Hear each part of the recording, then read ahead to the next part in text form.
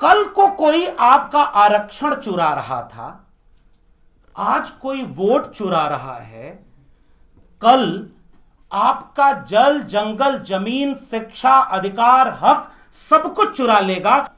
कि वो बिल लाया जा रहा है 30 दिन अगर कोई जेल में रहा तो उसके बाद 31वें दिन उसका पद और कुर्सी सब चली जाएगी। और विपक्ष के एक नेता ने पूछ दिया कि चक्की पीसिंग वाला नारा जिसके लिए दिए थे उसको डिप्टी सीएम बनाए बैठे हो। लेकिन सवाल यह पूछा जाएगा कि आप विकास का चेहरा दिखाकर विनाश उन पर थोपते हैं। जयपाल सिंह मुंडा का संविधान सभा में दिया हुआ वो भाषण कि हम 6000 साल से इस देश के मूल निवासी सिंधु घाटी सभ्यता के वारिस हैं और आपको हमें लोकतंत्र सिखाना नहीं है, आपको लोकतंत्र हमसे सीखना होगा। जो एनसीईआरटी के सिलेबस से मुगलों को निकालकर या अकबर को और बुरा पेश करके एक नया भारत बनाने की कोशिश में इस कदर लगे हुए हैं कि एक तरफ शिक्षा बर्बाद हो लेकिन जितनी बची रहे वो भी हमारे मुताबिक पढ़ी जाए। तो जानकारी होनी चाहिए कि झारखंड में विधानसभा ने यह बिल पारित किया कि अब की जब जनगणना हो तो धर्म के कॉलम में हमारा अपना धर्म भी लिखा होना चाहिए। इस देश में अंग्रेजों के खिलाफ सबसे पुरानी और सबसे लंबी लड़ाई लड़ने का काम इस देश के आदिवासियों ने किया है। 1776 से यह लड़ाई शुरू हुई है और लगभग 1963 तक यह लड़ाई लड़ी गई और मैं तो कहूंगा कि 2025 में भी वो लड़ाई जारी है। और अंग्रेजों के खिलाफ अब कौन लड़ाई नहीं लिया, लाल किले की प्राचीर से जिस संगठन का नाम लिया जा रहा है वो संगठन का इतिहास ही अंग्रेजों का साथ देने का रहा हो। आजादी के अमृत काल के वक्त भी इस परिसर में आदिवासी समाज के इतिहास पर एक किताब लिखी जाए और उसका विमोचन हो और इतनी तादाद में लोग उसमें शामिल हों, ये वो नया इतिहास है जिसका इंतजार करते करते अमृत काल आ गया। इसके लिए मैं लेखक को बहुत बधाई देना चाहता और इस किताब के लिखने में जो हिम्मत जुटाई डॉक्टर जितेंद्र मीणा ने और इस किताब को छापने में, प्रकाशित करने में अनबाउंड प्रकाशन ने जो हिम्मत दिखाई कि जिन्हें उपेक्षित, तिरस्कृत किया जाए उन्हें वो मुख्य धारा में ले आएंगे, इतनी खूबसूरत किताब की शक्ल में ले आएंगे और दिल्ली के इतने भद्र, एलीट, अंग्रेजी दां, शहरी वर्चस्व वाली जगहों में उसका विमोचन कार्यक्रम कराएंगे। ये सब अपने आप में प्रतिरोध की एक श्रृंखला खड़ी करता है। इसके लिए मैं प्रकाशक अनबाउंड प्रकाशन के अलिन जी को बहुत धन्यवाद देता हूं। और इस किताब को गौर से देखिएगा, इसका कवर पेज पीले और हरे रंगों के मेल से बना है। इसके मुख पृष्ठ पर भारत का नक्शा है और उस नक्शे के ऊपर आदिवासियों के प्रतीकात्मक चिन्हों के बीच लिखा हुआ है राष्ट्र निर्माण में आदिवासी। यानी ये कवर पेज ही दावा करता है कि ये मुल्क हमारा है, लेकिन जो इस देश, इस दुनिया के सबसे पहले मूल निवासी थे उनके साथ सबसे बड़ा धोखा या साजिश किसी तलवार, बंदूक या तोप ने नहीं की, उसके साथ सबसे बड़ी साजिश कलम ने की, जिनके ऊपर यह हक था कि वो इतिहास में दर्ज करेंगे उन आदिवासियों के इतिहास को भी। उन्होंने धोखा किया, तो जो कलम ने धोखा किया उस धोखे का हिसाब करने के लिए आदिवासियों ने खुद अपने हाथ में कलम उठाई है। और जितेंद्र मीणा को मैं बहुत बधाई देता हूं कि उन्होंने इस तरह के शानदार कोशिश यहां पर की है। और इसमें जो आदिवासी लिखा हुआ है वो नीले रंग से लिखा हुआ है और यहां संपादक आशीष जी हैं और प्रकाशक हैं। मैं आप सबका ध्यान इधर आकृष्ट कराना चाहता हूं और इसलिए आकृष्ट करना चाहता हूं कि कुछ चीजें होती हैं। जैसे मैं बचपन में जब गाड़ी चलाना सीखा तो बहुत, मैं ये नहीं बोलने वाला था कि मैं भी बचपन में आदिवासियों के बीच रहा करता था, मैं बिल्कुल उधर नहीं जा रहा हूं। मेरा तो आदिवासियों से जन्मों जन्मों का नाता है। ये वाक्य नहीं बोल रहा हूं, मैं एक किस्सा सुनाना चाह रहा था कि जब अपने से गाड़ी चलाना होता था अकेले तो लगता था कि हमें अच्छी ड्राइविंग आती है, लेकिन जब कोई बहुत खास परिवार का बैठ जाता था तो हाथ कांपते थे।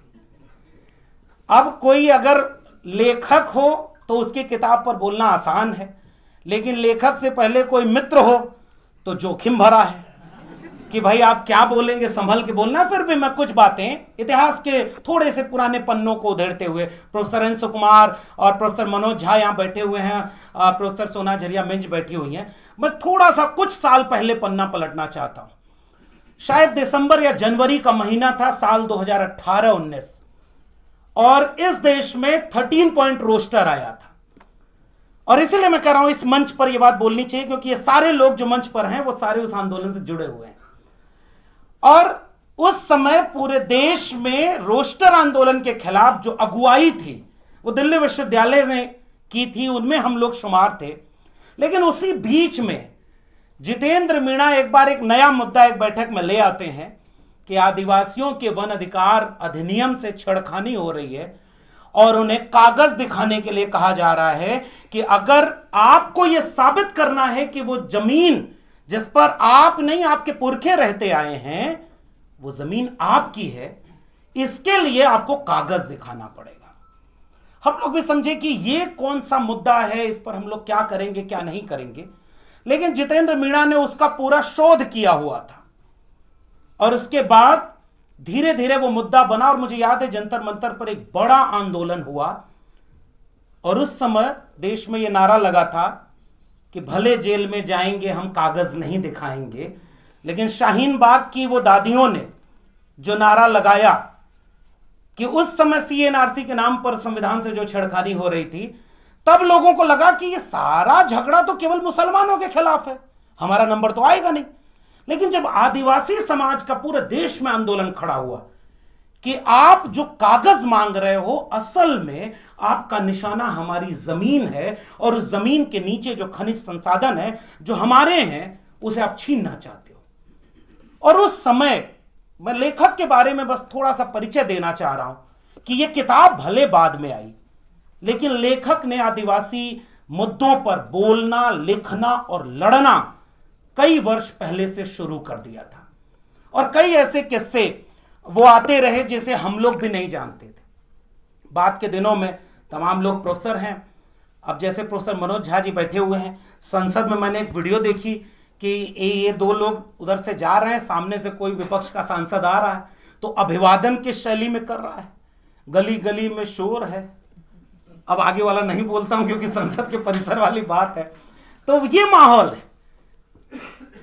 कल को कोई आपका आरक्षण चुरा रहा था, आज कोई वोट चुरा रहा है, कल आपका जल, जंगल, जमीन, शिक्षा, अधिकार, हक सब कुछ चुरा लेगा अगर इस तरह की किताबें नहीं आएंगी तो, जो बताएंगी कि आपको किस चोरी से बचना है। और इसलिए इस किताब में जो भूमिका है उस भूमिका से अपनी बात प्रोफेसर एन सुकुमार ने एक इशारा कर दिया है, जिसकी तरफ लेखक और प्रकाशक दोनों को ध्यान में रखना होगा कि अगर यह किताब हिंदी की बजाय अंग्रेजी में होती तो और जल्दी वो इस पूरी किताब को पढ़ लेते। और मैं उम्मीद करता हूं कि अगला कार्यक्रम अंग्रेजी संस्करण के साथ हो, ताकि अंग्रेजी दान लोग भी आदिवासियों के इतिहास को पढ़ें और जानें। तो अब बहुत सारे प्रोफेसर लोग हैं, एक निकाला हुआ प्रोफेसर उनके बीच में बोल रहा है। निकालने के बाद अच्छा ये हुआ कि मौका मिला अपने देश, अपने संस्कृति, समाज के बीच जाने का। और मैं एक अपने ही वाकये से शुरू करता हूं, हालांकि अगले 10 मिनट में अपनी बात खत्म करूंगा। ओबीसी समाज का, पूर्वांचल का एक व्यक्ति जिसे बचपन के, जिसके चारों तरफ का माहौल क्या था, वो हमारी तरफ नारे लगाते थे, तब शाखाएं कम लगती थी लेकिन नारे तब भी लगा करते थे। और वो नारे लगा करते थे कि जपो निरंतर एक जबान, हिंदी हिंदू हिंदुस्तान, तबही सुधरे जन्म निदान, तबही भला करें भगवान। बचपन से सुनते थे हिंदी हिंदू हिंदुस्तान। यह अलग बात है कि एक देश के ऊपर एक भाषा थोपने वाले क्यों ये भूल जाते हैं कि इस देश में कदम कदम पर बदले पानी, 4 कोस पर बानी। आदिवासी जिंदा कहां रहा?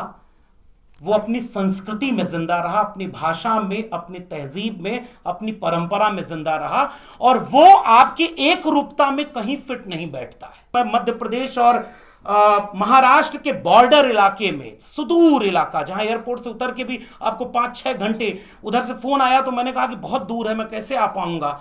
उन्होंने कहा सर राजमार्गों और हवाई अड्डों के इतने करीब अगर आदिवासी रहते तो आज हाशिए पर नहीं रहा करते। उन तक पहुंचने के लिए आपको कई किलोमीटर ऐसी जगह जाना होगा जहां सड़कें अच्छी नहीं होंगी, जहां रास्ते अच्छे नहीं होंगे। फिर तुरंत कोई पलट कर कहेगा कि सड़क बनाने जाते हैं तो आप विरोध करते हैं। लेकिन सवाल यह पूछा जाएगा कि आप विकास का चेहरा दिखाकर विनाश उन पर थोपते हैं।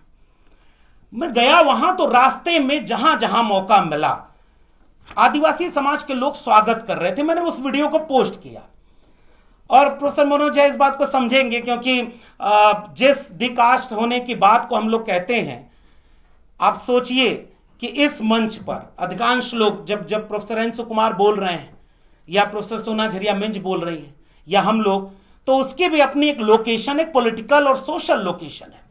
और प्रोफेसर मनोज झा भी हैं जो लड़ाई ही सोशल जस्टिस की लड़ते हैं।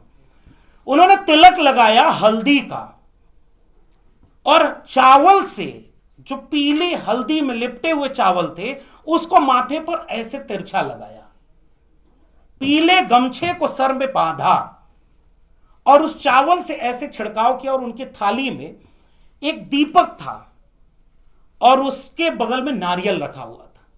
मैं बड़ा संकोच के साथ इस वीडियो को फेसबुक पर या ट्विटर पर लगाना चाह रहा था कि लोग कहेंगे कि जिस मनुवादी संस्कृति का आप विरोध करते हैं आप उसी का पालन करने लगे। लेकिन फिर भी मैंने कहा कि जरा इसका एक टेस्ट करता हूं, जैसे मैं यहां एक टेस्ट करता हूं। दिल्ली के सबसे एलीट क्लब में यह बैठक हो रही है। झारखंड के एक सुदूर आदिवासी इलाके में जब मैं वहां गया तो वहां वो भी आदिवासी दिवस का कार्यक्रम था। उन्होंने पहले पूजा करने के लिए वहां मुझे बुलाया। मैंने कहा साहब इतने कैमरे लगे हुए हैं, वहां जाके पूजा करना है? हम लोग उस परंपरा के तो है नहीं कि पूजा करने में मूर्ति के पीछे पहले कैमरामैन खड़ा हो तब जाकर के आप साधना लीन हो। वो फोटो छपती है तो लगता है कि आप महान पुजारी हैं। और देश में ऐसे समय जब पुजारी और नेता का फर्क भी मिट गया हो। लेकिन उन्होंने कहा साहब ये वो पूजा नहीं है। और जितेंद्र मीणा ने अपनी किताब की भूमिका में वो बात लिखी है। आपको पता ही नहीं चला साहब कि उस जगह पर जब उन्होंने अभिवादन किया, बुढ़ाल पेन्ना सेवा सेवा, मैं यहां आपसे दावे से कहता हूं किसी को इसका अर्थ ही नहीं पता होगा। जो आदिवासी समाज के लोग हैं वो जानते होंगे। बिरसा मुंडा ना सेवा सेवा, तिलका मांझी ना सेवा सेवा। What is the mean of सेवा? हमें पता ही नहीं। जब मैं मध्य प्रदेश और महाराष्ट्र के आदिवासी इलाकों में गया तो वहां सेवा जोहार का नारा लगता है, 7 रंग का झंडा होता है और उस पर तीर बने होते हैं। उनके अपने देव होते हैं, वो उनकी परंपरा होती है। और उनके पूजा प्रकृति की पूजा है। वो एक मटके में मिट्टी रख करके उसमें गेहूं को जब आरोपित करते हैं और जब पहला अंकुर फूटता है तो उसे अपना देव मानकर उसकी पूजा करते हैं। पीला उसी से है, प्रकृति का रंग। इसीलिए ये बात भूल न जाऊं, इसलिए लेखक ने याद फिर दिला दिया है कि किताब का रंग पीला है। ये आदिवासी संस्कृति का द्योतक है। और इस बात को आपको गौर से समझना चाहिए। इस भारत नक्शे में मैं फिर से कह रहा हूं, एक बहुत बड़े लेखक ने एक बात कही कि 3 नक्शा भारत का उठाना। पहले नक्शे में जहां जहां जंगल हो उसको भर देना, दूसरे नक्शे में जहां जहां खनिज हो उसे भर देना, और तीसरे नक्शे में जहां आदिवासी हो उसे रख देना। तीनों नक्शों को जब एक जगह करोगे तो वो कॉमन निकलेगा। यानी इस देश के जल जंगल जमीन को अगर किसी ने बचाया है तो वो आदिवासियों ने बचाया है। लेकिन विकास के नाम पर आप विनाश कर रहे हो आदिवासियों का भी और उस कुदरत का भी, जल जंगल जमीन का भी, जिसकी वो पूजा करते हैं। और इसलिए मैंने ये याद किया कि हम जिन पिछड़े समाज के ओबीसी, किसान, कृषक परिवारों के बीच से बचपन को याद करते हैं तो लगता है कि कृषि पूजा तो हमारे यहां भी हुआ करती थी। फसल बोई गई तब उसके फसल बोने के गीत हुआ करते थे। फसल काटी जाए तो उसके फसल काटने के बाद पहला बीज उसका एक आग में जलाकर उसे होला कहते थे। और बाद में कोई होलिका की कहानी आई और होला की कहानी पर बैठ गई। बाकी आप समझदार लोगों को इशारा काफी है। तो कैसे कैप्चर किया जाता है? और जितेंद्र मीणा ने अपनी किताब की भूमिका में यह बात बहुत साफ लिखी है कि इतिहास उन लोगों का कभी नहीं बनता जो अपने इतिहास को लिखते और दर्ज करते नहीं, और कमजोर लोगों का कोई इतिहास कभी कोई लिखता भी नहीं। इसलिए मैं जब उस पूरी परंपरा को देखा और फेसबुक के नीचे कमेंट को देखा तो सब लोग ये लिख रहे हैं कि भाई आप तो वही निकले, आप आरती करवा रहे हो, आप हल्दी और इसका वो।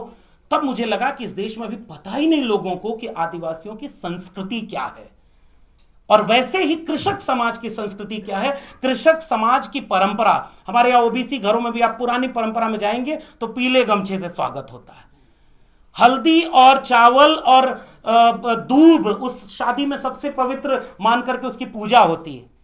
तो कुदरत के बीच सबसे पहला रिश्ता उन्हीं लोगों का था जो जल जंगल जमीन से जुड़े थे। बीच में कोई बैठ गया जो बताने लगा कि हम वो ठेकेदार हैं जो आपकी पूजा को भी वैध और अवैध साबित करेंगे। और उन्हीं लोगों के हाथ में जब कलम आई, महात्मा ज्योतिबा फूले ने उन्हीं लोगों के लिए लिखा है कलम कसाई। बहुत कठिन शब्द है, चुभेगा, हम भी चाहते हैं कि चुभे, बहुत आसान चीजों से, फूल से इलाज होता भी नहीं। जी नहीं सकता तो जीने की तमन्ना छोड़ दे, बहते बहते रुक जाए वो दरिया छोड़ दे, फूल था मैं और मुझे कांटा बनाकर रख दिया, और अब कांटे से कहते हो कि चुभना छोड़ दे। तो हम तो चाहते हैं कि ये बातें आपको चुभें कि आपने इतिहास में किस तरह से चीजों को लिखा है। और ये मैं पूछना ही भूल गया था कि जोहार का मतलब क्या होता है, कितने लोगों को पता है। और मैं ये सवाल यहीं से उठाना चाह रहा था कि सेवा जोहार का नारा क्यों लगता था, और जोहार का नारा और उलगुलान का नारा किसके लिए लिखता है। यह बात प्रोफेसर जितेंद्र मीणा ने अपनी किताब में भूमिका में लिखी है। अगले 2-4 पॉइंट्स में अपनी बात खत्म करूंगा। पहली लाइन इस किताब की जरूर पढ़नी चाहिए। नर्मदा और सिंधु के किनारे बसी वे आदिवासी बस्तियां इस भारत की ऐतिहासिक विरासत हैं जिन्होंने इस महान सभ्यता को जन्म दिया। लेकिन गंगा को केंद्र में रख करके जिन्होंने भारत का स्वप्न देखा, उन्हें तो पता ही नहीं कि नर्मदा और सिंधु के किनारे आजकल क्या हुआ था और उस जमाने में क्या हुआ था। और मुझे याद आ रहा है जयपाल सिंह मुंडा का संविधान सभा में दिया हुआ वो भाषण कि हम 6000 साल से इस देश के मूल निवासी सिंधु घाटी सभ्यता के वारिस हैं, और आपको हमें लोकतंत्र सिखाना नहीं है, आपको लोकतंत्र हमसे सीखना होगा। इस किताब में भूमिका जो है वो बहुत महत्वपूर्ण है, और इस भूमिका को बार बार पढ़ा जाना चाहिए। यह भूमिका आपको परिचित कराएगी जिन्हें पता ही नहीं कि जोहार, सेवा जोहार, उलगुलान, आदिवासी संस्कृति, आदिवासियों की परंपरा और वर्तमान में आदिवासियों के साथ कितने तरह का अन्याय हो रहा है। इस किताब की भूमिका में वो सारी बातें लिखी हुई हैं। और कानून के नाम पर किन लोगों ने जब कानून बनाया तो वो कानून विरासत, अस्तित्व और सांस्कृतिक और आर्थिक आधार के खिलाफ चला गया। और फिर आंकड़ों के साथ ये दावा करती है कि एक समय जब जंगल को निजी संपत्ति घोषित किया गया तो आदिवासियों के ऊपर किस तरह का जुल्म हुआ। इसलिए भी इस किताब को जरूर पढ़ा जाना चाहिए। भारत में क्रिमिनल ट्राइब एक्ट का कानूनी आधार आवारागर्दी अधिनियम और आदतन अपराधी अधिनियम में निहित है। आवारागर्दी अधिनियम पता ही नहीं होगा। पार्लियामेंट में हमारे राजकुमार भाई बैठे हुए हैं, एक बिल आ रहा है, ऐसे मौके पर आ रहा है जब सबसे जरूरी बिल है उस पर चर्चा नहीं हो रही, नारे लगा के सबकी परीक्षा ली जा रही है। लेकिन वो बिल लाया जा रहा है कि 30 दिन में, अभी उलाका साहब बोल के गए, मैं उसका भी थोड़ा सा जवाब देना चाहूंगा कि वो बिल लाया जा रहा है 30 दिन अगर कोई जेल में रहा तो उसके बाद 31वें दिन उसका पद और कुर्सी सब चली जाएगी। और विपक्ष के एक नेता ने पूछ दिया कि चक्की पीसिंग वाला नारा जिसके लिए दिए थे उसको डिप्टी सीएम बनाए बैठे हो। तो वो जो क्रिमिनल ट्राइब, और आपको पढ़ना चाहिए डॉक्टर बाबा साहब अंबेडकर और जयपाल सिंह मुंडा के बीच संविधान सभा की बहस को। और उस समय मैं एक रेफरेंस आपके लिए ले आया हूं क्योंकि इससे अच्छा मंच उस बौद्धिक बहस को लोगों के बीच ले जाने का नहीं है। यह बात बिल्कुल दुरुस्त है कि आदिवासी समाज बिल्कुल मुख्तलिफ है, बिल्कुल अलहदा है। उसे शेड्यूल कास्ट के साथ जोड़ करके दोनों की लोकेशन अलग अलग थी, वो अछूत थे। न ओबीसी में कोई अछूत था और न आदिवासी में कोई अछूत है। आदिवासी को अछूत होने का मतलब ही नहीं। वर्ण सिस्टम जब आरोपित आप करते हैं, और इस किताब को इसलिए भी पढ़ा जाना चाहिए कि इसमें राजा शंकर शाह और रघुनाथ शाह उनके बारे में बाकायदे एक अध्याय लिखा हुआ है, और वो राजा हैं। छत्तीसगढ़ के इलाके में राजा वीर नारायण सिंह हैं, वो राजा हैं। गोंडवाना में रानी दुर्गावती हैं, वो रानी हैं। भीलवाड़ा राजकुमार रोज जी उसका पूरा आंदोलन चला रहे हैं कि भीलों का अपना एक पूरा राज्य बने, क्योंकि वहां के वो राजा रहे हैं। अगर वर्ण व्यवस्था में आदिवासी, दलित, पिछड़े सब शूद्र थे, तो उनके बीच से राजा कैसे पैदा हुए? सम्राट अशोक, चंद्रगुप्त मौर्य, देवगिरी के यादव, गुर्जर पाल प्रतिहार वंश, चोल से लेकर के गोंडवाना भीलवाड़ा। इसका मतलब कि वर्णा सिस्टम न तो आदिवासी पर कभी फिट बैठता है, न दलित पर, न ओबीसी पर। वो एक आरोपित व्यवस्था है जिससे आप अपनी संस्कृति को भूल जाओ और एक व्यक्ति, एक ग्रंथ, एक संस्कृति, एक नेता, एक झंडा और एक ही सब कुछ के रंग में रंग दिया जाए। इसलिए भी इस किताब को पढ़ा जाना चाहिए। इसलिए उलाका जी जब ये बोल रहे थे कि नुकसान हुआ, मैं वहां पर देख रहा हूं कि जब 1949 में बाबा साहब अंबेडकर ने एक प्रस्ताव लाया था, और तारीख के साथ इसको देखना चाहिए। 1947 से 1949 के बीच एडवाइजरी कमेटी जो आदिवासी लोगों के साथ बनी थी, जितेंद्र मीणा ने बाकायदे अपनी भूमिका में लिखा है कि केवल 7.5, 8, 9% जिसकी आबादी हो उसकी केवल 16 लोग संविधान सभा में थे। तो जब नया भारत बनाया जा रहा था तो आदिवासी कहां थे और उस संविधान सभा की बहस में कहां है वो? उसके बाद उन्होंने कहा कि वो मांग ये कर रहे थे कि जो राज्य जहां आदिवासी ज्यादा हैं उन राज्यों में उनको विशेष अधिकार मिलना चाहिए। मांगा उन्होंने अधिकार और मिला केवल आरक्षण। मुझे लगता है आदिवासी समाज की यह दिक्कत रही है और इसलिए भी वो लड़ते हैं। लेकिन डॉक्टर बाबा साहब अंबेडकर ने 11 मई 1949 को अल्पसंख्यक राजनीतिक संरक्षण पर एडवाइजरी कमेटी और उसके बाद 24 अगस्त 1949 को ड्राफ्ट आर्टिकल 294 जो बाद में कॉन्स्टिट्यूशन में आर्टिकल 332 में आता है, पूरे देश में जैसे शेड्यूल कास्ट को रिजर्वेशन मिला वैसे ही शेड्यूल ट्राइब को भी नहीं वो चीज मिल पा रही है जो वो चाहते हैं, तो कम से कम रिजर्वेशन तो मिले। यह काम उस एकता को दिखाता है जो उस बहुजन आइडेंटिटी पॉलिटिक्स को जोड़ती है। अलग होने के सामाजिक, सांस्कृतिक, आर्थिक कई कारण हैं, लेकिन जोड़ने के जहां जहां इतिहास हैं उस इतिहास को पढ़ना चाहिए। एनिमेशन ऑफ कास्ट में बाबा साहब डॉक्टर अंबेडकर लिखते हैं कि इतिहास गवाह है कि भारत के इतिहासकारों ने दलितों और आदिवासियों की भूमिका को मिटा दिया है। जब तक यह देश अपने असली निर्माताओं की पहचान नहीं कर लेता तब तक वह न्यायपूर्ण राष्ट्र नहीं बन सकता। डॉक्टर राम मनोहर लोहिया मार्क्स, गांधी और समाजवाद किताब में 1960 में लिखते हैं कि भारत में असली लोकतंत्र तभी आएगा जब सबसे गरीब, सबसे उपेक्षित और सबसे पिछड़े आदमी की जिंदगी बदलाव आएगा, जब आदिवासी, दलित, स्त्री, उनकी आवाज संसद में गूंजेगी, तभी भारत का स्वराज पैदा होगा। और आज जब राजकुमार रोत जैसे सांसद सदन में खड़े होकर के बोलते हैं तब लगता है, देखिए आदिवासी की लड़ाई आदिवासी ही लड़ेगा, वही बोल सकता है। बाकी आप उनके साथ, उनके पीछे खड़े होकर के आप साथ दीजिए, उसका नेता नहीं बनना है। इसलिए आज जो बात राजकुमार रोत बोल रहे इससे पहले क्यों नहीं बोली गई? महाश्वेता देवी ने अरण्येर अधिकार में 1977 में लिखा कि भारत का इतिहास लिखने वाले हमेशा महलों और दरबारों के इतिहासकार रहे, महलों और दरबारों के इतिहासकार रहे। जंगलों और पहाड़ों में लड़ी गई असली लड़ाइयों को उन्होंने कभी जगह नहीं दी। आदिवासी इतिहास इसलिए जिंदा है क्योंकि वह लोगों की यादों और संघर्षों में जिंदा, और उन यादों, संघर्षों से इस किताब ने एक भूमिका निभाई है। ये भूमिका जब जितेंद्र मीणा लिखते हैं तो ये दावा कतई नहीं करते कि आदिवासियों के ऊपर कोई पहली किताब मैं लिख रहा हूं। इसके पहले बहुत सारी किताबें लिखी गई हैं, बहुत सारे काम हुए हैं। जितेंद्र मीणा यह दावा कर रहे हैं कि जिन नायकों को उपेक्षित कर दिया गया, हम उन नायकों की भी बात आपको बताना चाहते हैं। छत्तीसगढ़, नॉर्थ ईस्ट से लेकर के राजस्थान, गुजरात के भी इसमें नायक शामिल हैं, इसलिए भी इस किताब को पढ़ना चाहिए।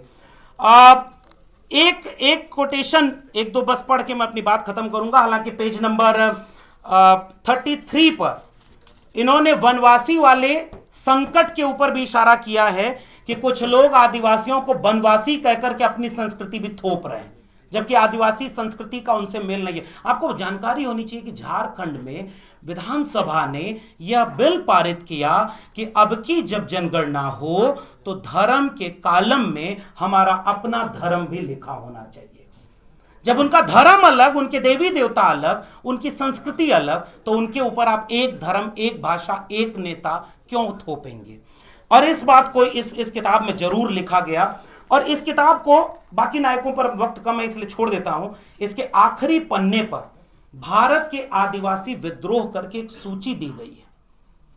जो क्लेम है ये किताब कि भारत राष्ट्र के निर्माता हम हैं, जिसे इनकैर्नेशन लिखने वाले सुनील खिलनानी बिरसा मुंडा से आगे नहीं बढ़ा पाए, जिसे मेकर्स ऑफ मॉडर्न इंडिया लिखने वाले लेखक उसको भी नहीं देख पाए। अब जब उनके हाथ में कलम आई तो उन्होंने बताया कि इस देश में अंग्रेजों के खिलाफ सबसे पुरानी और सबसे लंबी लड़ाई लड़ने का काम इस देश के आदिवासियों ने किया है। साल 1776 से यह लड़ाई शुरू हुई है और लगभग 1963 तक यह लड़ाई लड़ी गई। और मैं तो कहूंगा कि 2025 में भी वो लड़ाई जारी है। लेकिन इस बात को वो कतई नहीं समझ पाएंगे जो एनसीईआरटी के सिलेबस से मुगलों को निकालकर या अकबर को और बुरा पेश करके एक नया भारत बनाने की कोशिश में इस कदर लगे हुए हैं कि एक तरफ शिक्षा बर्बाद हो लेकिन जितनी बची रहे वो भी हमारे मुताबिक पढ़ी जाए। ऐसे वक्त में क्या उन्हें चिंता है आदिवासियों के इतिहास लेखन की? और अंग्रेजों के खिलाफ अब कौन लड़ाई नहीं लिया? लाल किले की प्राचीर से जिस संगठन का नाम लिया जा रहा है वो संगठन का इतिहास ही अंग्रेजों का साथ देने का रहा हो। ऐलान है 2025 में कि अगर आपको संविधान और लोकतंत्र को बचाना है, इस तरह की किताबों को बचाना है, तो उस कर्ज को चुकाना होगा जो हमारे पुरखों ने हमें सौंपा है। मिर्जा गालिब का एक शेर है कि दर्द मिन्नत कशे दवा न हुआ, मैं न अच्छा हुआ बुरा न हुआ, जान दी हुई उसी की थी, हक तो यूं है कि हक अदा न हुआ। हमारे ऊपर हमारे उन पुरखों का हक है कर्ज की तरह। डॉक्टर बाबा साहब अंबेडकर, जयपाल सिंह मुंडा, बिरसा मुंडा से लेकर राम मनोहर लोहिया, भगत सिंह, तमाम लोगों का कर्ज है। इस किताब के जरिए उस कर्ज को पढ़ते हुए हमें लंबी लड़ाई के लिए अपने को तैयार करना होगा। मैं फिर से लेखक जितेंद्र मीणा को, प्रकाशक को और आप तमाम लोगों को धन्यवाद देता हूं कि ऐसे जगह पर हमने इस भूमिका निभाई। बहुत बहुत धन्यवाद। आपसे गुजारिश है कि अगर इसको बचाना चाहते हैं तो नेशनल दस्तक को सब्सक्राइब करने के लिए रेड कलर के सब्सक्राइब बटन को दबाएं, फिर बेल आइकन की घंटी दबाएं। नेशनल दस्तक को बचाने के लिए बहुत जरूरी है कि हर खबर को शेयर करें, लाइक करें, कमेंट जरूर करें।